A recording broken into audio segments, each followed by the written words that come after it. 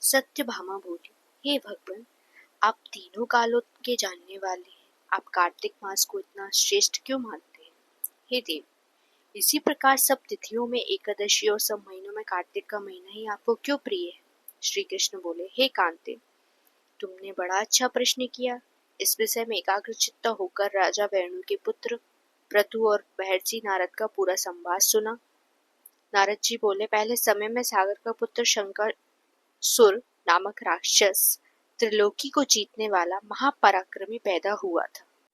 उसने अपने पराक्रम से संपूर्ण देवताओं को स्वर्ग से निकाल दिया। इंद्रादि संपूर्ण लोकपालों के अधिकार अपने हाथ में ले लिए। अब सब देवता संकरासुर के बहसे के मारे बहुत वर्ष पर्यंत सुमेरु पर्वत की गुफाओं में रहे। एक समय शंकरासुर ने विचार किया कि मैंने देवताओं को जीत लिया है, परंतु वे अब भी बहुत बलवान मालूम होते हैं। हाँ, अब मैंने जान लिया कि वे सब वेद मंत्रों के प्रभाव से मुक्त हैं, इसी से वे बलवान हैं। अतः उनके वेदों का हरण कर लिया जाए तो वे स्वयं ही बलहीन हो जाएंगे। ऐसा सोचकर शंकरासुर जो सत्यलोक में गया, जहाँ भगवान उस समय सोए हुए थे, उसके मन में चोरी की इच्छा हुई। इसी कारण वह जब वेदों को चुराने लगा, तब बीजों सहित वेद मंत्र भी उसके वह के कारण इधर उधर पानी में छिप गए।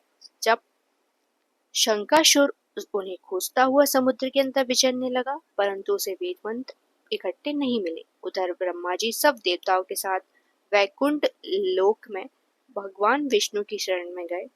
वहां भगवान को जगाने के निमित्त ब्रह्मा जी मधुर वाणी में स्तुति करने लगे।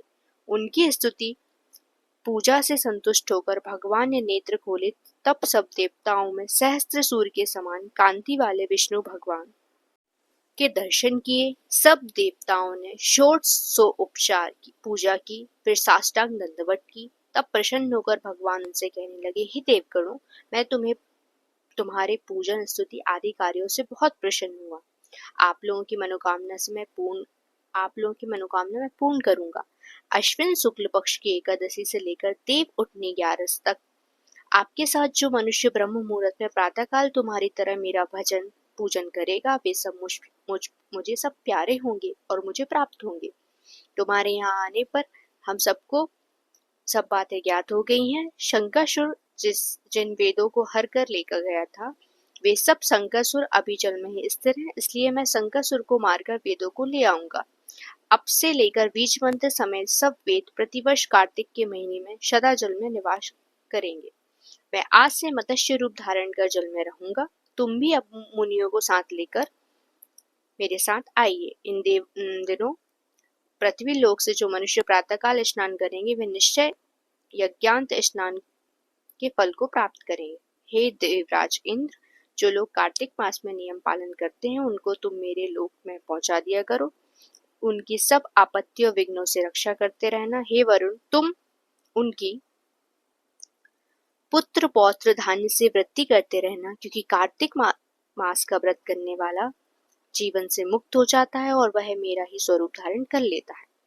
और अन्य सभी देवताओं जो जन्म से मरण तक इस उत्तम व्रत का पालन करते हैं, वह तुम्हारे लिए भी पूज्य है। तुम लोगों ने मुझे एकादशी के दिन जगाया है, इसलिए यह तिथि परम पवित्र है, सदा मानने योग्य है। यह तिथि मेरे लिए परम प्यारी है।